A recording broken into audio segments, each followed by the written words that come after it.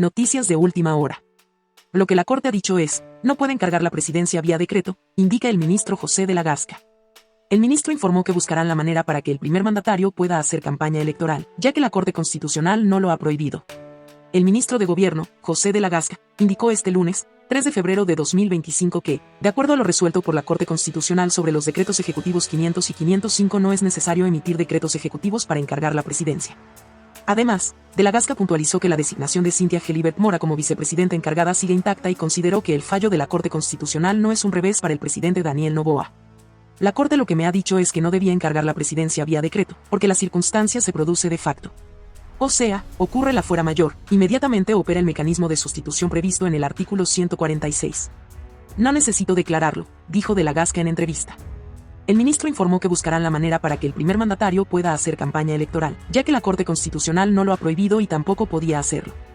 Entonces, buscaremos la manera dentro de la Constitución, dentro de la ley, cumpliendo con la sentencia para acatar las disposiciones y saber que exista la sustitución presidencial, como lo establece la Constitución. La Corte Constitucional tampoco nos ha dicho que es obligatorio la licencia y tampoco nos ha dicho que la señora Cynthia Gelibert no es la vicepresidenta. Entonces, para todos esos que han dicho revés, no es tal cosa, destacó de la Gasca. Así también, el ministro puntualizó que la situación de Verónica Abad sigue igual. Ella sigue en una situación bastante delicada, de estar en un caso de ausencia temporal, por lo pronto. Porque decimos, es que la Corte va a salir a arreglar la patria y la institucionalidad. Ya ven algunos que se rasgaban las camisetas y toda la cosa del derecho, de la institucionalidad. No es así. La Corte lo que ha dicho es, mire, la presidencia como tal no se debe encargar si ocurre una fuerza mayor o una circunstancia de ausencia temporal. Eso ya ocurre automática e inmediatamente. Esa es una situación, lo califica la Corte. ¿Insisten entonces ustedes en que la campaña electoral es una fuerza mayor? ¿Qué significa? No, ni siquiera eso se ha metido a analizar la Corte. ¿Qué significa? Que verificada la circunstancia de fuerza mayor, que la califica el presidente, no necesita hacer decreto ejecutivo, sino que inmediatamente y automáticamente, lo dice la Corte, quien debe asumir es la señora Cynthia Gelibert.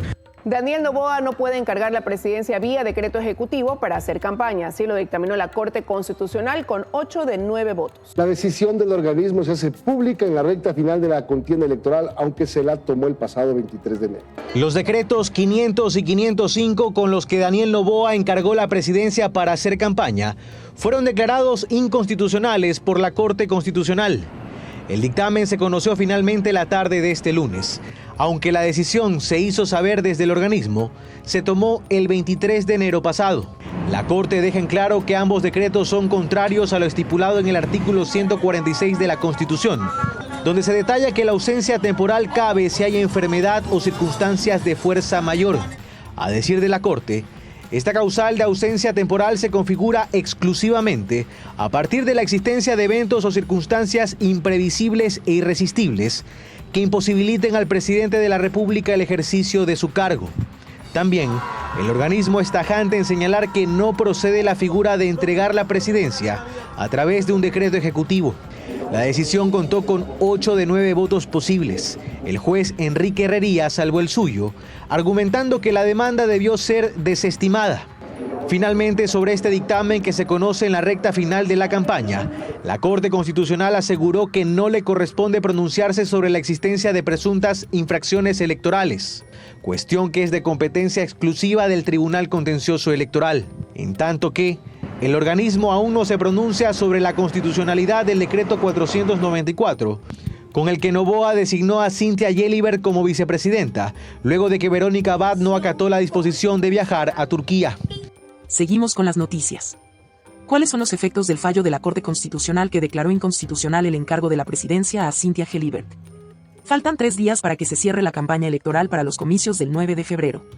Daniel Noboa ya no podría encargar la presidencia de la República a otro funcionario al que delegue la vicepresidencia de la República para dedicarse a hacer campaña electoral. Según una sentencia de la Corte Constitucional que fue notificada pasado el mediodía de este lunes, 3 de febrero del 2025. Esa acción recogida en los decretos ejecutivos 500 y 505 fue inconstitucional. A través de estos decretos le encargó la primera magistratura a Cynthia Gelibert, que es secretaria de la Administración Pública. La campaña concluye oficialmente el próximo 6 de febrero. Desde que esta se inició, el 5 de enero, Noboa se acogió a esta figura 4 veces.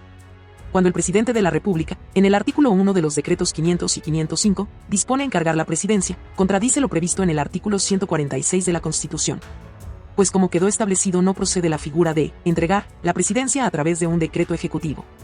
En caso de que se configure una ausencia temporal o definitiva del presidente de la República, solo es posible que ocupe dicho cargo, con las funciones y atribuciones que la Constitución le otorga, quien ejerza la vicepresidencia, en virtud de lo previsto en los artículos 146, 149 y 150 de la Constitución, según corresponda. Se refiere a la vicepresidenta de la República, Verónica Abad. Ahora, en cuanto a las causas de ausencia temporal, el mismo artículo 146 establece que se considerará ausencia temporal enfermedad u otra circunstancia de fuerza mayor que le impida ejercer su función durante un periodo máximo de 3 meses, o la licencia concedida por la Asamblea Nacional. Específicamente, respecto de la causal de fuerza mayor, este organismo ya ha determinado, de forma reiterada, que se refiere a la existencia de eventos o circunstancias imprevisibles e irresistibles que imposibiliten a la o el presidente de la República el ejercicio de su cargo y el cumplimiento de sus obligaciones constitucionales y legales durante un periodo máximo de 3 meses, sin que la fuerza mayor pueda surgir de una mera dificultad en el ejercicio de las funciones, agrega el documento. En la sentencia se menciona que no le corresponde a la CESE determinar si estas actuaciones de Noboa configuran alguna infracción electoral. A esta Corte no le corresponde pronunciarse sobre la existencia de presuntas infracciones electorales, cuestión que es de competencia exclusiva del Tribunal Contencioso Electoral, toda vez que el ejercicio del control abstracto de constitucionalidad está delimitado a la tarea de contrastar las disposiciones impugnadas con la Constitución, de tal manera que lo único que cabe son 2 cosas. A. Que Noboa no puede volver a emitir decretos invocando fuerza mayor como causa para ausentarse a hacer campaña. Sería ya de cara a una segunda vuelta electoral, de haberla, y B. Que si se produce un real caso de ausencia temporal de Noboa en la presidencia, es a la vicepresidenta a quien le corresponde asumirla de pleno derecho, sin necesidad de decreto de encargo. El gobierno de Ecuador impone el 27% de aranceles a la importación de productos mexicanos. Así lo anunció el presidente Daniel Noboa. El mandatario dice que la intención es firmar un tratado de libre comercio con México. Fue con este texto expuesto en sus redes sociales que el presidente Daniel Noboa anunciaba el aumento de aranceles para productos mexicanos. El nuevo Ecuador siempre ha estado abierto a la integración comercial, pero no cuando hay abusos. Así empezó el reglón de esta publicación. Más abajo detallaba: vamos a aplicar un arancel del 27% a los productos que importamos de México, resaltando que la decisión se toma con el objetivo de promover nuestra industria y que exista un trato justo a nuestros productores. Ecuador de México importa bienes de consumo, así como materias primas y bienes de capitales para los sectores industriales y agrícolas, y una pequeña cantidad de combustibles y lubricantes, mientras que las exportaciones de productos no petroleros enviados al país azteca están compuestas en su mayoría por productos primarios como aceites vegetales en cantidades menores, enlatados de pescado y elaborados de cacao, siendo este último ítem el producto principal más exportado durante el 2024 a México, por lo que Claro Blasio, gerente general de Interagri, teme por represalias contra un sector que el país azteca ya había presentado restricciones. Fue algo muy momentáneo, sin embargo hasta al momento, pues pese a que la noticia es nueva, no sabemos si que más adelante puedan haber algún tipo de represalia vía técnica. Actualmente, de las 471.000 toneladas exportadas del equivalente de cacao en grano, tan solo un 7% va a México. Tal vez ese impacto sea menor dentro de lo que es el sector cacao. Sin embargo, existen ciertas compañías que sí tienen su mayor cantidad de destino hacia México. Y aquí los peligros de mezclar la política con el comercio, advierte el economista Alberto Acosta Burneo. Lo que sucede es que se destruye competitividad. Suben los precios internamente, los ciudadanos pagan más caro y la producción se vuelve menos competitiva. De ahí que a criterio de Acosta Burneo el gobierno tendrá que declinar su postura para no afectar al país, cuya diversificación de mercado es limitado. La Unión Europea se prepara para posibles represalias tras amenazas del presidente de los Estados Unidos, Donald Trump. El bloque confirmó que responderán con firmeza si es atacada comercialmente. Las amenazas arancelarias del presidente de Estados Unidos, Donald Trump, dominó la cumbre de líderes de la Unión Europea en Bruselas, Bélgica. Trump advirtió que Europa podría ser el siguiente objetivo de las tarifas. Ante las amenazas, el presidente francés Emmanuel Macron afirmó que Europa debe responder con firmeza si es atacada comercialmente. Y si nos atacan en cuestiones comerciales, Europa, como potencia que se mantiene firme, tendrá que hacerse respetar y por tanto reaccionar. Ahora bien, se trata de un plan de acción, pero de hecho, ¿cómo hacerlo? Decidiéndolo. El mandatario estadounidense aseguró que el bloque europeo está fuera de lugar en términos comerciales y que su administración tomará medidas para corregir el desbalance. Por Por su parte, el secretario general de la OTAN aseguró que las tensiones comerciales no afectarán la seguridad de la alianza. Siempre hay problemas, a veces mayores, a veces menores, pero estoy absolutamente convencido de que no nos interpondremos con nuestra determinación colectiva de mantener fuerte nuestra disuasión. Estados Unidos y la Unión Europea mantienen la mayor relación comercial del mundo, con un comercio bilateral que superó los 1.5 billones de euros en 2023. Ahora, esta relación podría verse afectada. La Comisión Europea advirtió que responderá con firmeza en caso de que se concreten los aranceles. Está claro que como espacio económico fuerte podemos dar forma a nuestras propias cosas y también podemos responder a las políticas aduaneras con políticas aduaneras. Aunque destacaron la necesidad de reforzar la defensa del bloque sin entrar en una guerra comercial con Washington, el bloque europeo evalúa posibles represalias. Este domingo, reciente Ecuador y Canadá finalizaron las negociaciones para un acuerdo comercial. Así, los productos de Ecuador ingresarán a un mercado con más de 39.8 millones de consumidores con precios preferenciales. Tras varios meses, Ecuador concluyó la sexta ronda de negociación con Canadá para viabilizar la firma de un tratado de libre comercio bilateral. Según el Ministerio de Producción, esto facilita el acceso de productos ecuatorianos a un país con 39.8 millones de consumidores. Los productos, por lo tanto, tendrán arancel cero, la mayoría desde el inicio de vigencia del acuerdo comercial y otros en un periodo de tiempo que puede llegar hasta 10 años. El mercado canadiense es un mercado muy importante. Exportamos actualmente más de 200 productos. Con el acuerdo estaríamos hablando que se beneficiaría más de 2.500. De firmarse el acuerdo de libre comercio, Canadá sería el primer país norteamericano con el que mantendríamos este instrumento comercial y habría incremento en los ingresos por exportaciones. Exportamos alrededor de casi 300 millones de dólares, pero en un periodo de 3 años no me sorprendería estar duplicando las exportaciones actuales. Exportaciones podrían crecer a un ritmo de 180 millones en el corto y mediano plazo. Los sectores más beneficiados por el acuerdo serán el florícola, alimenticio, atunero, textil, autopartes, entre otros. Sin embargo, el acuerdo de libre comercio entre las dos naciones aún no está firmado. Puede estar entrando en vigencia en el segundo semestre de este año, finales del segundo semestre o a principios del próximo año. Primero, el Parlamento canadiense deberá ratificar los acuerdos llegados en las negociaciones, al igual que la Asamblea Nacional y la Corte Constitucional de Ecuador. Y la campaña electoral se intensifica durante esta última semana previa a los comicios. Con giras de medios y recorridos por las principales vías del país, los candidatos a Carondelet intentan captar la atención de los votantes. Banderas blancas a los costados de una larga caravana marcaron el paso del candidato a la presidencia por Democracia Sí, Iván Saquicela, por la ciudad de Guayaquil. Custodiado por la policía, llegó hasta el barrio Las Malvinas, donde en medio de sus simpatizantes expuso su proyecto político. Quien también eligió la urbe porteña para realizar un amplio recorrido fue el candidato por el Partido Social Cristiano, Henry Kronfle. Su caravana recorrió los sectores de Mucholote 1 y 2 y Flor de Bastión en el norte. Allí especificó cuáles fueron los pedidos que le hicieron algunos ciudadanos. Mientras algunos candidatos apostaron por difundir su mensaje en territorio, otros lo hicieron desde los medios locales. La candidata por el Partido Sociedad Patriótica, Andrea González, visitó 5 medios de comunicación en la capital. En prensa, radio, televisión y redes, exteriorizó parte de su plan con su mensaje de resiliencia y cambio climático, centrándose en la generación eléctrica. El tema que abordó el presidenciable por Construye, Henry Cucalón, también en medios de comunicación, estuvo más orientado al ámbito judicial, pues destacó la autonomía de la Fiscalía General y la eliminación del Consejo de la Judicatura como órgano de gobierno. También esto va en la misma línea de la desaparición y eliminación del Consejo de Participación Ciudadana y Control Social, que no sirve para nada. Lo único que ha hecho es permitir que la corrupción y la politiquería se tomen el nombre de la representación ciudadana. Por otro lado, la candidata por Revolución Ciudadana, Luisa González, concentró su agenda en horas de la tarde, pues tiene previsto realizar una cicleada a las 16:30 y posteriormente cerrar su campaña en la ciudad de Cuenca. Cierre de campaña, voto en casa y de las personas privadas de la libertad y el fin de la capacitación a los miembros de las juntas receptoras del voto son los hitos que faltan en esta última semana de cara a las elecciones generales del domingo.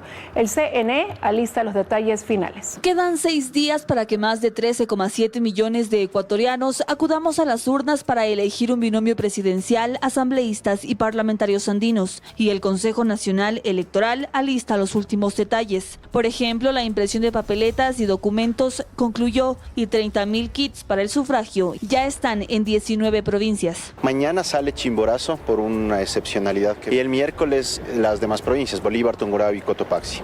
Hablamos de que el viernes y sábado se distribuye a todos los recintos de Pichincha. En bodega tenemos 28.700 paquetes. El siguiente hito en el calendario es el voto de las personas privadas de libertad sin sentencia ejecutoriada, que será el 6 de febrero. Ese mismo día se cierra la campaña y el 7 arranca el silencio electoral y el voto en casa. Centros de privación de libertad están 42. El total de electores son 6.218. En cuanto a voto en casa, los beneficiarios totales son 662 electores. Las juntas receptoras del voto 174.